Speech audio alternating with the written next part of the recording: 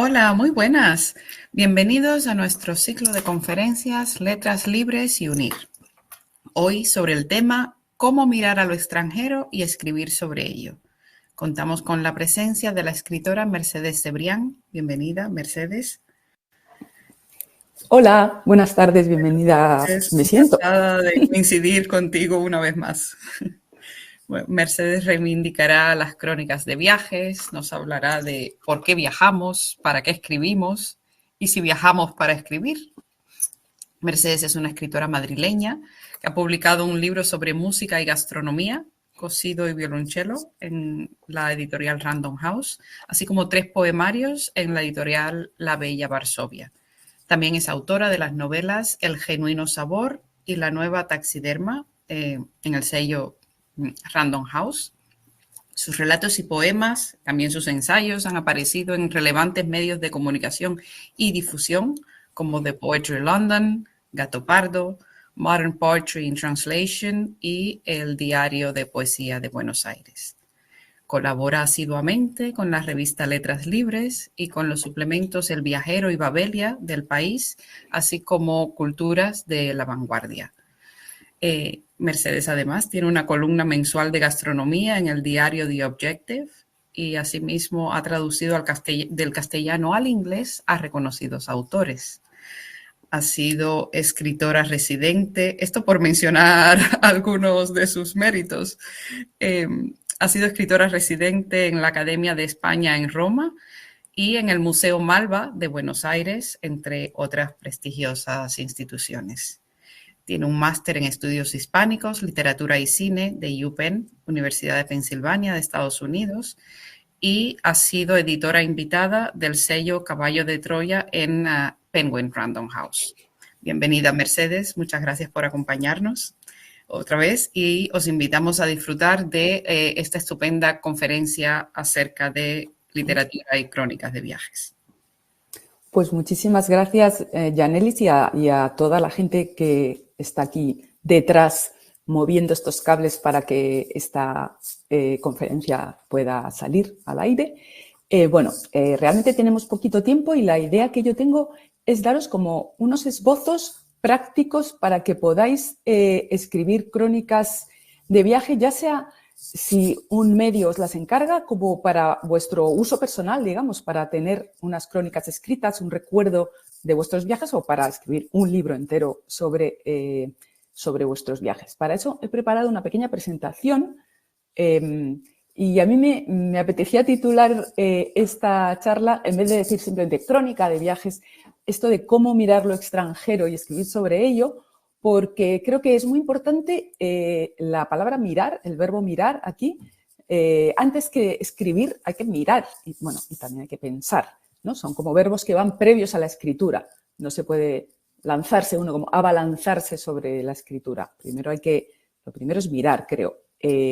Pero cuando digo mirar no es solo con la vista, sino usar todos los sentidos. Ahora vamos a ir viéndolo.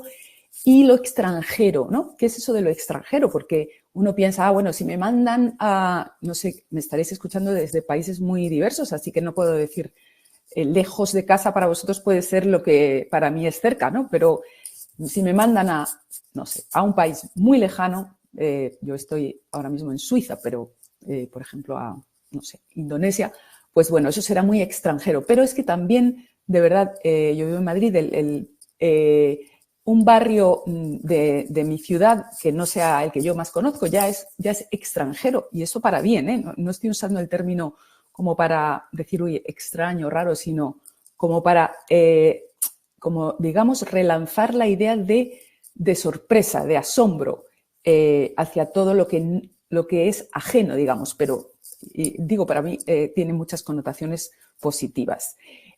Os cuento muy brevemente que yo escribo de diversas cosas, pero como cronista sí que escribo bastante de viajes y de gastronomía, lo cual no quiere decir que sea crítica gastronómica en restaurantes de lujo o algo así, sino que digamos que tengo unas gafas, unos anteojos con los que miro el mundo muy pensando en la comida. Es un interés mío. Otra gente pues a lo mejor tiene una sensibilidad mayor para, no sé, el canto de los pájaros o para los olores o para cualquier otra cosa que les interese. Por ejemplo, la naturaleza, la jardinería. Entonces, mirará el mundo más pensando en eso. Bueno, yo también os quería decir algo que es bastante obvio, y es que cuando uno escribe para medios sobre viajes, nunca escribes sobre una ciudad en general, porque eso es inabarcable, ¿no? Nunca te dicen, escribe sobre París, escribe sobre Roma. Es imposible, ¿no? Porque es como, bueno, es que ya, lo primero se ha escrito mucho, que eso hay que tenerlo siempre en cuenta, y aunque fuera una ciudad sobre la que no se ha escrito tanto, no sé, pensemos en Brasilia, quizás no se ha escrito tanto como de Roma o París, aún así no se puede hacer algo tan general. Entonces, siempre te acotan. La libertad a veces en estos casos es incómoda. El hecho de tener todo por decir es incómodo. Quieres tenerlo como más acotado. Entonces, por ejemplo, en El Viajero hay un formato que se usa también en más revistas y suplementos de viaje, que es este de 24 horas en una ciudad. Si te dejan 24 horas en tal sitio, ¿qué podrías hacer? Entonces, por ejemplo, yo hice uno en Aberdeen, en Escocia, ¿no? Y fue así como con horarios. A las 9 haría tal cosa, a las 11 iría a tal museo. Otra que hice hace tiempo fue sobre William, el príncipe heredero del Reino Unido, y Kate Middleton, que se iban a casar. Entonces fue como un poco la ruta londinense que ellos recorrían cuando estaban en Londres. Pues parece que tenían tiendas favoritas, un restaurante, etcétera. O sea, como todo muy acotado. Esa es la manera un poco de plantear una crónica, no tan en general, ¿no? Y eso es más útil para escribir y más llevadero, yo creo.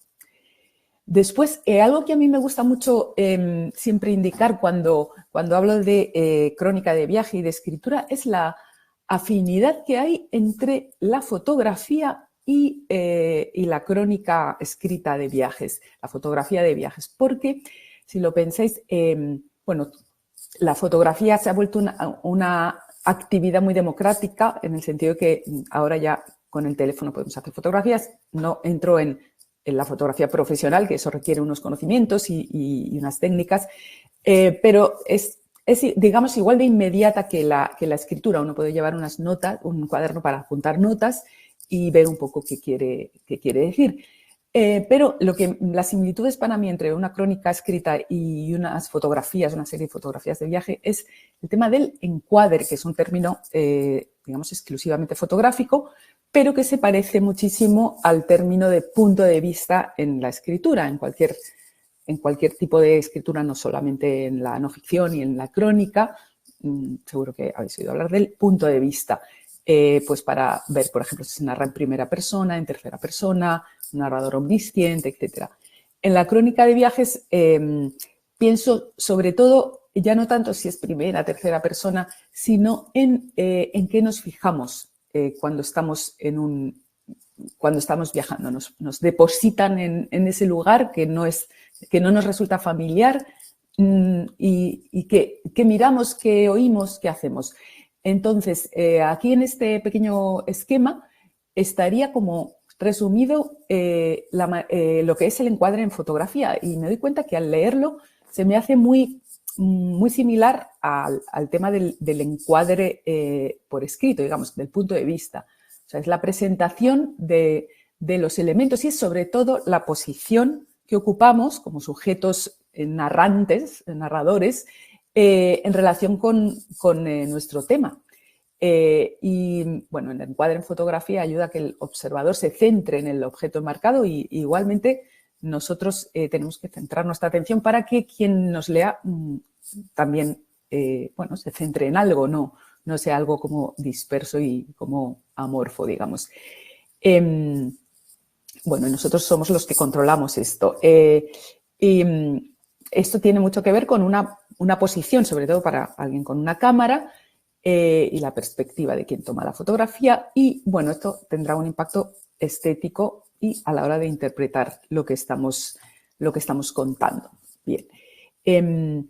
A mí me gusta poner, como os digo, en esta analogía entre la crónica de viaje y la fotografía de viaje, siendo que yo no soy fotógrafa ni conozco la técnica bien ni cómo manejar la luz, pero sí me gusta, me siento muy cerca estéticamente, o como muy afín al fotógrafo Martin Parr, que es fotógrafo británico, porque él ha hecho muchas fotografías de turismo de gente bueno, de viaje, de vacaciones, lugares turísticos como Pisa, ¿no? Que es este que tenéis aquí.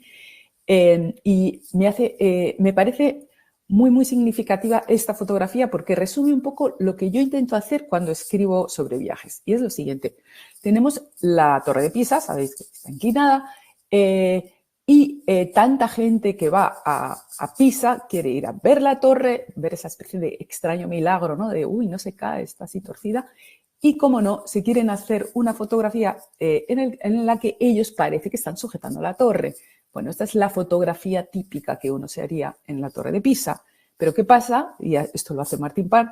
Sí, el fotógrafo lo que hace es poner la cámara en otro sitio y lo que hace es sacar a toda esta gente que está siendo fotografiada por su familia, sus amigos, los hace parecer una especie de practicantes de tai chi, ¿no? Porque de repente no se entiende, simplemente con poner la cámara en otro sitio ya no se entiende esa postura que están tomando, ya no vemos que estén sujetando la torre y eso parece como que están haciendo un baile extraño o artes marciales, ¿no? Entonces, a mí me parece que esto sirve mucho como metáfora de lo que podemos hacer cuando escribimos crónica de viajes, y es cuando estamos en el Museo X, la sala de arte tan famosa ante el cuadro famosísimo, o en tal monumento, o en la callecita peculiar de, no sé, Tokio, donde pues hay tabernitas y toman sushi. Hay que intentar pensar de otra manera porque si no nos sale la foto sujetando la Torre de Pisa, digamos. Hay otras fotos de Martin Parr que también ilustran esto. Por ejemplo, esta foto a mí me divierte mucho porque este es un torso de alguien en la playa, alguien muy moreno, muy bronceado, con su crema, ¿no? Está como brillante, crema para el sol.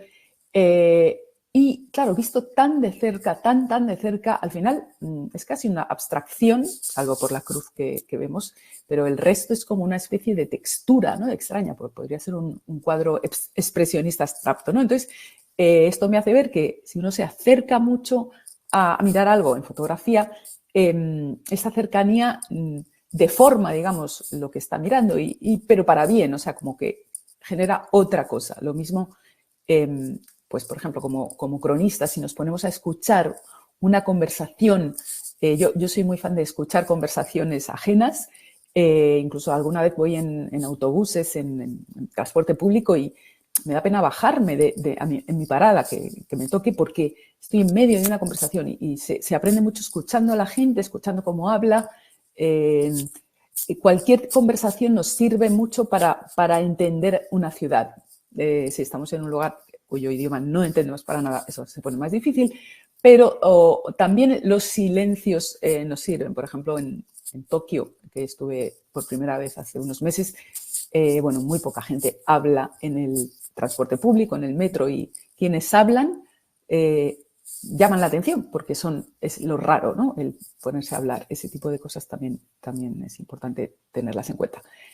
Más Martin Parr, ya esta es la última de Martin Parr. Esto es un lugar de veraneo en el Reino Unido, que es en el norte, que se llama Blackpool, y él es muy irónico en esto porque, claro, el veraneo y las vacaciones se supone que se acompañan siempre de sol. Esto es un sitio de costa, pero claro, en el Reino Unido no siempre hace sol, y al final la gente acaba dentro de lugares comiendo. Esto eran, bueno, unos perritos calientes que daban gratis, y ves ahí como el ser humano, que no tiene pinta de estar divirtiéndose mucho, sino más bien angustiado, ¿no? Entonces él saca como, te hace observar cosas que no siempre tendrías en mente, esa especie de desagrado o incomodidad. Como veis, estoy muy con los artistas que hacen algo gráfico con el viaje, pero es porque me sirve muy bien la metáfora. Pues otro de ellos en este caso es un creador de palabra e imagen, porque hace historieta, cómic, novela gráfica. Es Guy Delisle, que ha viajado mucho por Asia y, bueno, ha estado en Corea del Norte, en Pyongyang, en Shenzhen, en China. Y de aquí me gusta mucho cómo, bueno, él observa las cosas que no entiende. Pues, por ejemplo, en este caso estaba ante un cocinero que echaba muchísima sal a la comida y me gusta cómo se fija en ese detalle y lo hace durar en sus viñetas. No es simplemente que lo comente y diga, uy, le echaron mucha sal, sino nos mantiene como en una situación de suspense, pero sigue echando sal. Entonces genera una pequeña historia ante ese extrañamiento de están poniendo más sal de la que yo comería en mi vida normal, pues nos genera una pequeña historia como casi de suspense. Esta está en inglés, espero, bueno, es que no la encontré en castellano. Aquí es cuando lo reciben en un lugar de Asia, no estoy segura si es Pyongyang, y cómo estaba todo en sombras, entonces no veía bien y él nos lo muestra así. Y también esto me interesa ver cómo todos los hoteles a los que iba eran prácticamente iguales, y esto nos lo hace ver en sus viñetas, y me gusta que se fije en esos detalles, ¿no? En esa idea de precisamente que todos los hoteles sean iguales no es algo interesante y llamativo, sino al revés, es como algo que uno a lo mejor no destacaría porque está buscando siempre algo sorprendente, nuevo, pero él precisamente destaca esto, esta ausencia de novedad. Y a mí estas cosas particularmente se me quedan, digamos. Aquí esta es una imagen muy poética en la que en Pyongyang, en Corea del Norte, decía que a todos los extranjeros los alojaban en el piso 15 del hotel. Entonces es el único que estaba encendido porque no había turistas de otro lugar, con lo cual vemos ahí muy claramente la extrañeza ante las costumbres en Corea del Norte. Algo muy importante que es yo creo, es lo más importante en una crónica de viaje y es algo inconsciente que en lo que no siempre pensamos, pero hay que simplemente darnos cuenta, ¿no? Tomar conciencia de ello, es el hecho de que escribimos eso, ¿para quién? Preguntarnos, ¿para quién estamos escribiendo una crónica de viajes? No me refiero a para qué medio de comunicación, me refiero cuando escribimos simplemente nosotros, sin pensar en que vamos a publicar eso o pensando en una publicación futura pues, que reúna nuestras crónicas. ¿Cuál es el lector implícito, ¿no? de nuestras crónicas? Y ahí está bastante claro que inevitablemente va a ser alguien de nuestra propia cultura. Quizás sea un lector imaginario que sea como un amigo nuestro al que le contamos esto, pero desde luego me parece que ese lector o lectora imaginario va a ser alguien que está familiarizado con lo que nosotros conocemos. Es decir, y esta mochila enorme que hay en la imagen, mochila metafórica, es para hacer ver un poco que venimos con ciertos prejuicios de fábrica. Y tampoco voy a usar aquí, la palabra prejuicio no la estoy usando como muy negativa, simplemente es algo que debemos aceptar, y es que tenemos unas ideas preconcebidas por la educación recibida y por el lugar y la cultura donde nos hemos criado, donde hemos crecido, ¿no? Entonces, por ejemplo, un ejemplo muy claro es el de los horarios de comida. Si yo voy a un país bastante ajeno, digamos, a mi cultura o ajeno en ciertos detalles, pues me sorprenderán cosas como esa, por ejemplo, los horarios de comida. Yo ahora mismo estoy en Suiza y para mí esto de que a las 12 de la mañana ya estén comiendo su pollo y tal, me parece muy sorprendente. Entonces, si escribo una crónica sobre esto, en algún momento va a aparecer esa sorpresa ante el horario de comida. Es decir, en el fondo lo estoy escribiendo para gente que también se va a sorprender de eso. Es decir, es como si estuviera escribiendo para mis compatriotas de algún modo, ¿no? Dar por hecho que lo raro es almorzar temprano y que lo normal es almorzar tarde, eso sería un poco erróneo, quiero decir, es como cuál es lo correcto, cada país lo hace de una manera, pero sí que quiero tener en cuenta eso, como que mi extrañamiento se debe a mi educación y al ambiente en el que he vivido. Entonces, esto es así y esa sorpresa no voy a dejar de tenerla, pero cuando la comente pues hay que matizarla, ¿no? Porque no es como que ahí lo hacen mal y yo lo hago bien. Así. Esto nos lleva a lo mejor a los estereotipos, que también es una palabra que siempre usamos con connotaciones negativas, ¿no? Bueno, es que las tiene.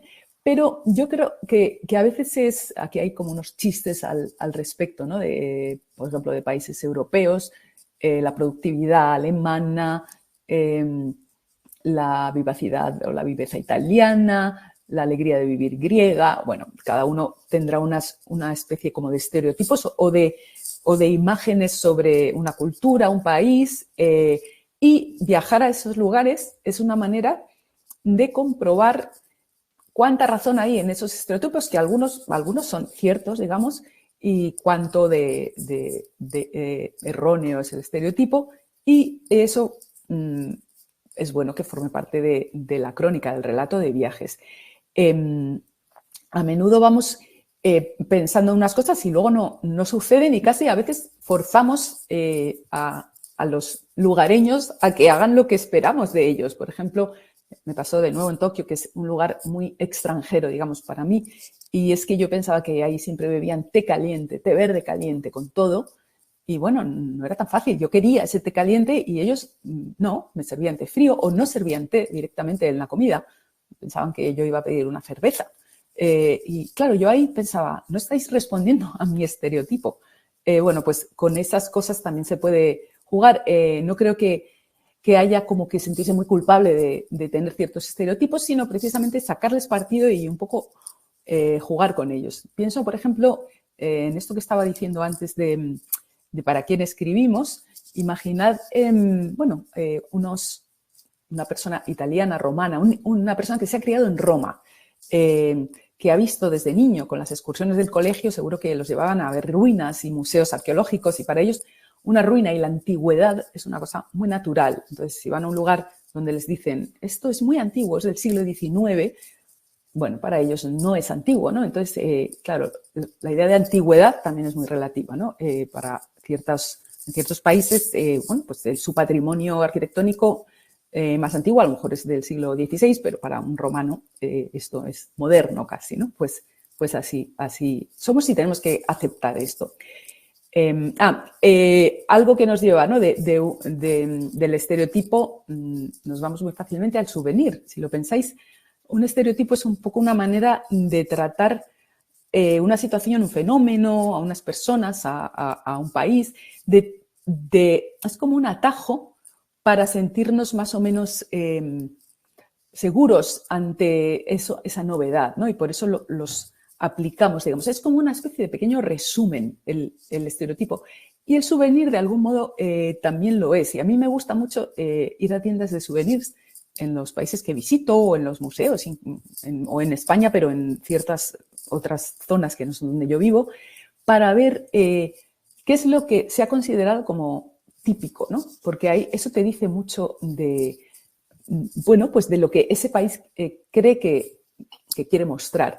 Por ejemplo, en Palma de Mallorca vi esas tortillas de patata, eran un almohadón, un cojín. Entonces pensé que alguien se llevaría esa tortilla pensando que eso era lo típico y lo que resume de algún modo el país. También las pequeñas paellas, imanes de nevera, son como algo muy estereotipado, pero típico. Entonces, a mí me gusta jugar con ese tipo de cosas. Se supone que uno desprecia, ¿no? el souvenir cuando viaja. Quiere ir como a los sitios nobles, ¿no? Como a lo mejor donde está la historia, la cultura, pero yo creo que también en esa especie de cultura pop también se aprende mucho y se puede pensar sobre el lugar donde estamos.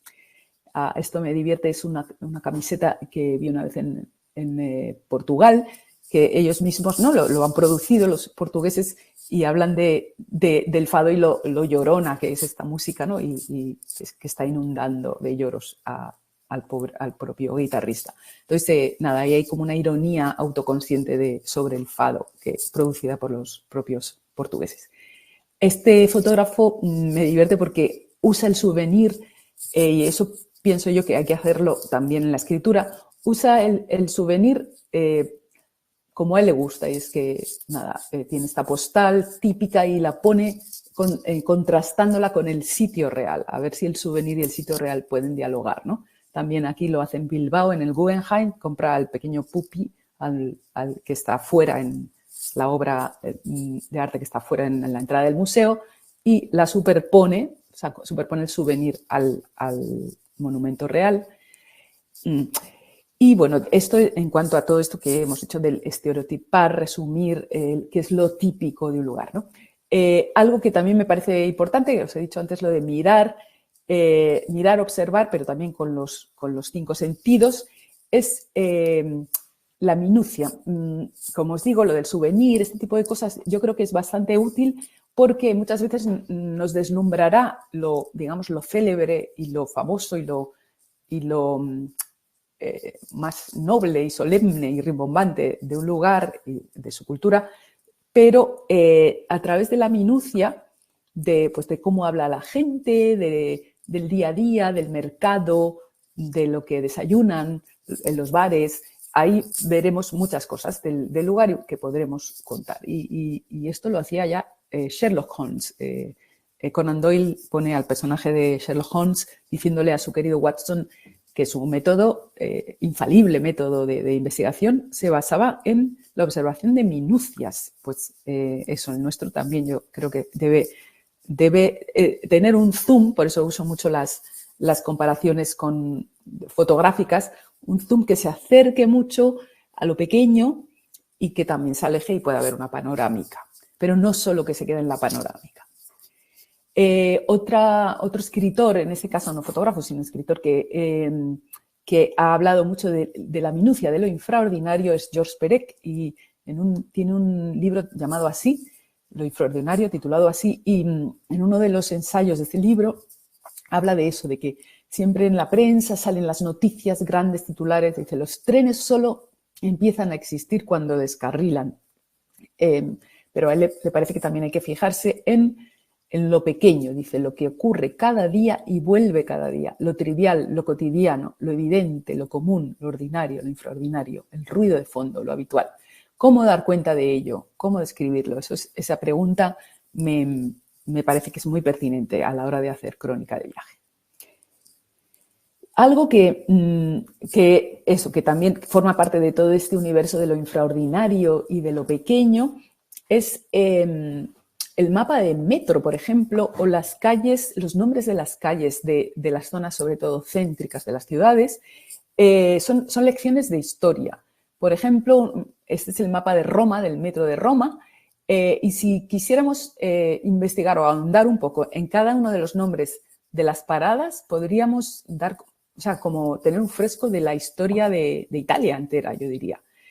Por ejemplo, aquí he puesto el ejemplo de Cavour, que es un nombre que aparece en muchas calles italianas del centro de las ciudades. Se llama Avenida Cavour o calle Cavour, por algo será, ¿no? Entonces, vemos que es por Camilo, el conde de Cavour, que fue el primer ministro de Italia cuando se unificó el país. Entonces, por algo está tan presente en las calles. Entonces, esto lo podemos hacer incluso en nuestra propia ciudad, que no lo tendríamos muy claro muchas veces. Por ejemplo, en Ciudad de México he traído este ejemplo. Yo misma necesitaría, yo no lo sabría, pues yo no vivo allí, pero yo qué sé, San Lázaro, Morelos, Insurgentes, Valderas, todos estos nombres están anclados en la historia claramente y fijarnos en estos nombres nos harían aprender bastante. También muchas veces en los billetes de la moneda de los países, bueno, en la Europa del euro, digamos, pues ahí ya todos los billetes son igual, pero es curioso, las monedas, por ejemplo, sí que cada una tiene por un lado la procedencia de dónde viene y ahí ves que es importante para esa cultura. Por ejemplo, en Italia tienen a Dante y en Irlanda tienen un arpa, que es como el símbolo del país, una arpa folclórica. En Brasil, los billetes, si mal no recuerdo, muchos tienen animales digamos que esto muestra que el país está orgulloso de su fauna, no solo tienen a presidentes o mandatarios, sino también animales en los billetes. También dentro de esta idea de fijarse en lo pequeño, las tipografías de los rótulos son interesantes. A veces hay lugares que tienen, por ejemplo, unas tipografías específicas. Por ejemplo, en el País Vasco hay como una tipografía típica folclórica vasca, que a mí me gusta siempre ver. Y esto nos lleva a algo que yo llamo, bueno, no solo yo, la idea de paisaje no aplicada simplemente al paisaje natural, que es como un poco lo inmediato que solemos pensar, ¿no? Paisaje, ¿qué es paisaje? Pues pensamos en árboles, porque la tradición pictórica nos ha enseñado, ¿no? A decir, vamos a ver un paisaje, entonces pensamos en la naturaleza, pero también hay paisajes dentro de las ciudades, por ejemplo, y no solo el paisaje urbano en general, sino paisajes específicos. El paisaje comercial, un poco como las tiendas, nos hace ver cuál es el sistema como de tiendas y de comercio de una ciudad. El paisaje sonoro, que es, nos habla de lo que suena en las ciudades. Hay ciudades más bulliciosas que otras y con un paisaje sonoro distinto. También un paisaje olfativo. Las ciudades que tienen muchos puestos de comida callejera, pues podemos oler muy fácilmente, pues no sé, ahora pienso en algún lugar de Bogotá donde había garrapiñadas que hacían allí mismo, ¿no? Pues esto no se nos tiene que escapar como cronistas de viaje. Por ejemplo, un ejemplo concreto es el del afilador, que ahí digamos que está un poco en peligro de extinción. Yo he llegado a ver todavía afiladores en las calles, pero ese sonido, ¿no?, de la pequeña flauta de pan ya se está perdiendo. O sea, dentro de unos años quizá no escuchemos más este sonido en las ciudades. Entonces hay que estar un poco alerta de esos sonidos, también de personajes de las ciudades, de oficios que en muchas se han perdido ya. Por ejemplo, en España el lustrazapatos yo creo que ya no hay prácticamente, pero seguro que en otros lugares sí que están. Entonces esto es bueno como recordarlo y tenerlo en cuenta a la hora de mirar y de escuchar las ciudades.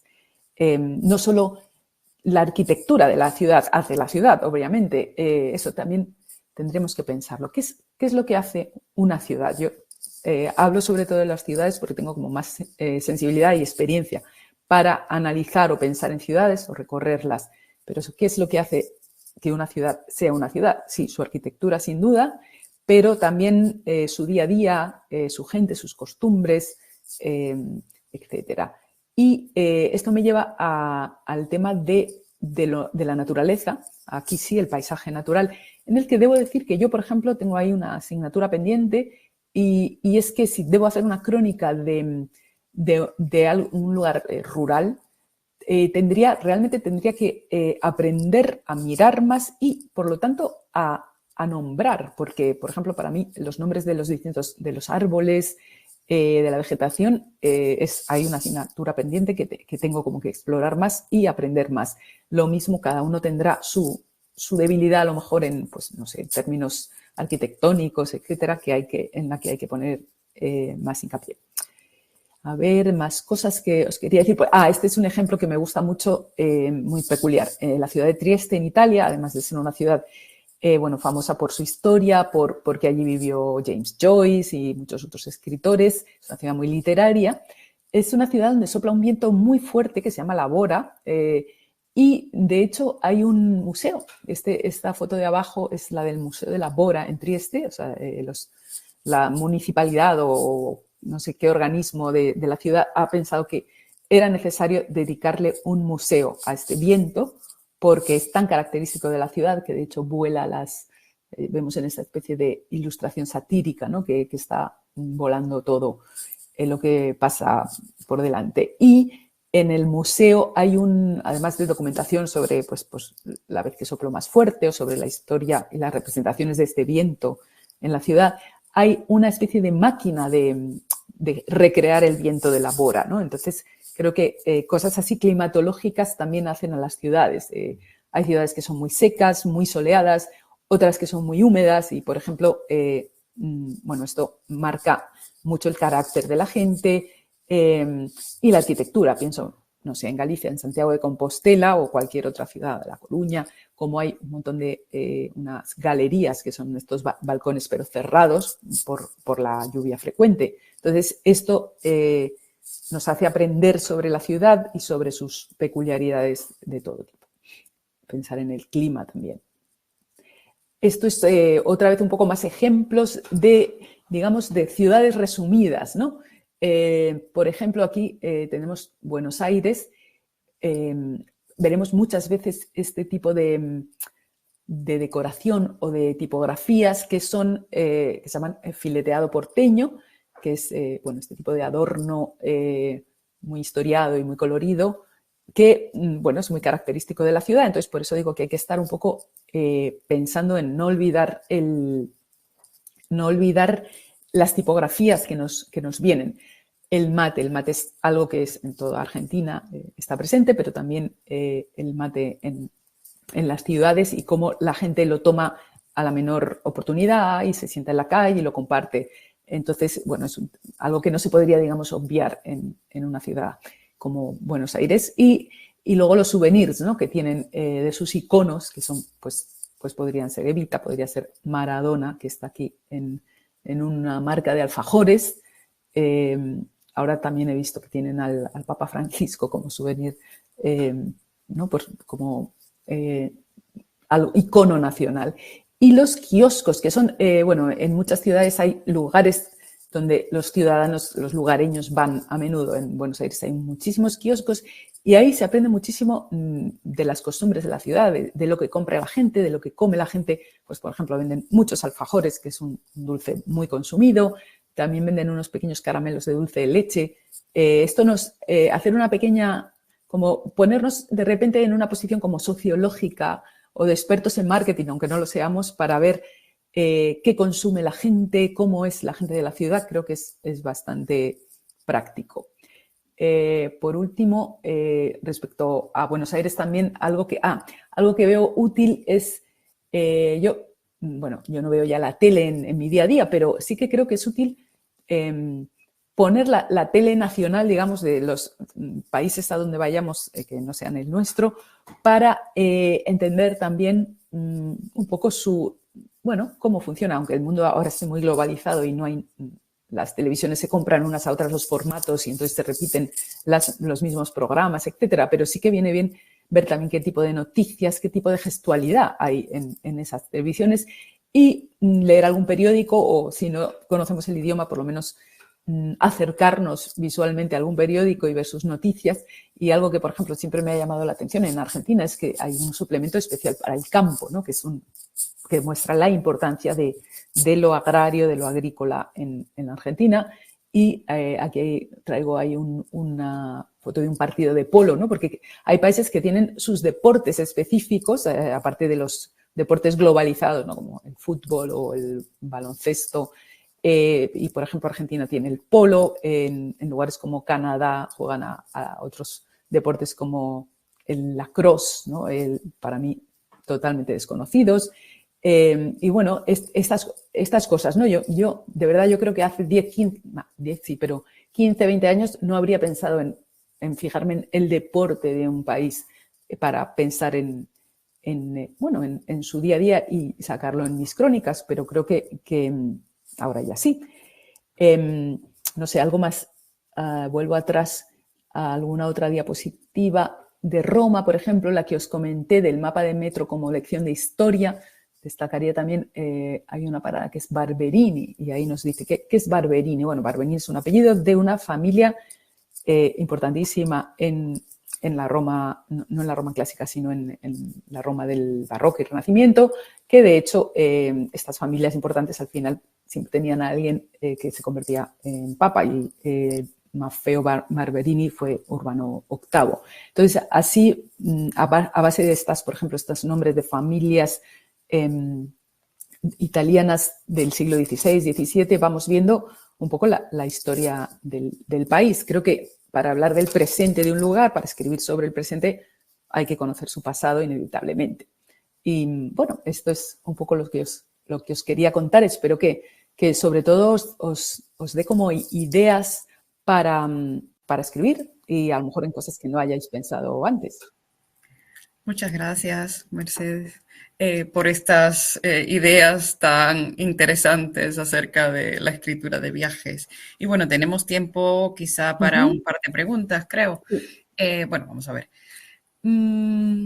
Aunque ya has hablado un poco acerca de esto en tu charla, tengo una pregunta que dice lo siguiente. ¿Quiénes son tus referentes, los mejores escritores de viaje que te han inspirado a lo largo de tu vida, de tu carrera? Siempre cuando nos preguntan cosas así de dar nombres, me quedo en blanco, muy típico, y solo se me ocurre un nombre y la gente piensa, no ha leído nada, pobre, qué mal, ¿no? Bueno, pues me parece que está pasando esto, porque me viene a la cabeza Leila Guerriero, que realmente es una cronista no solo de viajes, sino de muchos temas. Justo ahora acaba de publicar un libro sobre una mujer que vivió la dictadura argentina y vivió en la época horrible de los desaparecidos y demás. O sea que no es un viaje, es un viaje al pasado, y ella es muy buena haciendo perfiles, que yo creo que muchas veces también en un viaje, si nuestra atención se dispersa porque es como, ¿dónde miramos? ¿No? Esto que he comentado, ¿dónde ponemos la cámara escrita. Y a veces ponerlo en una persona para hacerle un perfil nos ayuda, bueno, en una o en varias, a hablar del lugar en sí, de la cultura que estamos tocando. A ver, ¿quién más?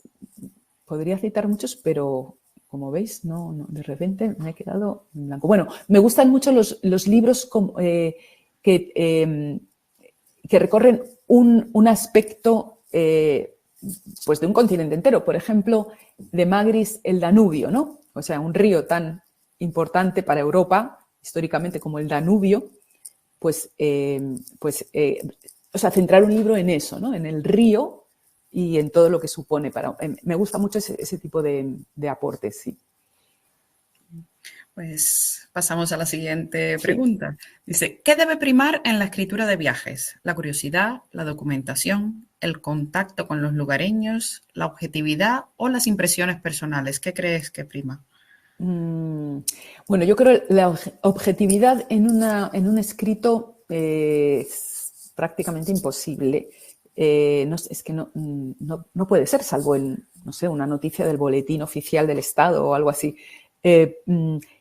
Y la documentación, obviamente, tiene que haber unos datos ahí, pero el lector enseguida detecta si al final quien está escribiendo está tirando de datos y no está como poniendo mucho de su parte. Es decir, en un momento dado alguien podría escribir una crónica de viajes sin haber ido al lugar, ¿no? Porque tenemos tanto acceso a la información y ya no a la información escrita, sino a visual, ¿no?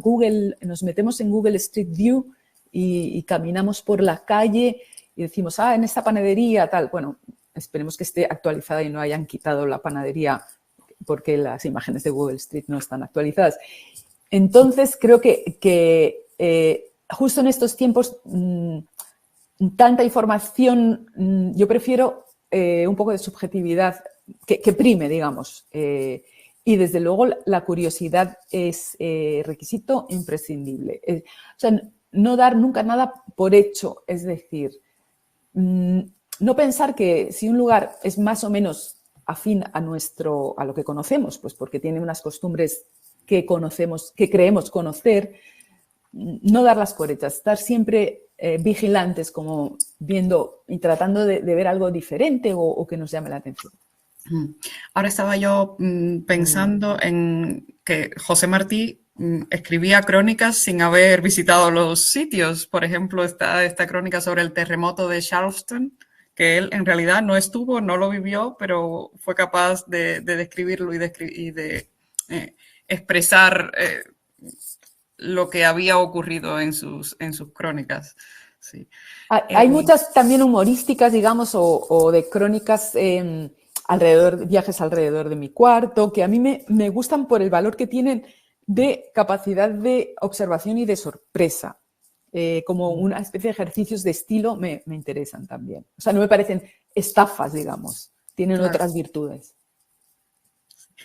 Y bueno, creo que sí que tenemos tiempo para una pregunta más. Dice, ¿cuál es el proceso que utiliza para escribir el relato del viaje? ¿Comienza a escribir antes del mismo, durante el mismo? ¿Toma notas y luego las deja reposar y vuelve a ellas cuando ya está en casa y ha pasado un tiempo? ¿O bailando o vacilando en la medida que va transcurriendo el viaje? Bueno, lo de tomar notas es esencial y yo, en concreto, cada vez más creo que durante un tiempo dejé de tomarlas a mano y las tomaba en el teléfono y ahora he vuelto a usar la mano porque tiene algo que como que le ayuda al cerebro a pensar mejor. Pero bueno, también en el teléfono. Y hago fotos, no unas fotos de calidad, digamos, sino fotos de trabajo para mí, para recordar ciertas cosas, etc. Y antes del viaje, lo que suelo hacer es leer y quizá tomar algunas notas y me gusta mucho comprobar cómo después del viaje esas notas o esas notas contenían esperanzas de lo que yo iba a ver, contenían cosas que hacían ver que yo no había estado ahí y me gusta dialogar con esas notas que después casi me río de las notas previas, pero es bueno también que estén ahí. Y desde luego sí, trabajar y retrabajar mucho. Y a veces son muy inspiradas, a veces sí y a veces no, las que se toman así a vuela pluma. Bueno, y creo que con esto ya cerramos. Muchas Muy gracias, bien, espero. Mercedes. Solo confío que la gente haya sacado así algunas ideas y las pueda aplicar en sus escritos. Nos despedimos. Muchas gracias a todos los participantes por el coloquio, por el interés, por las preguntas, por las palabras dichas y las descritas. Y así clausuramos la sesión y nos despedimos hasta el próximo encuentro del ciclo de conferencias Letras Libres y Unir, en el que esperamos contar con vuestra presencia. Muchas gracias. Un saludo. Hasta luego. Gracias.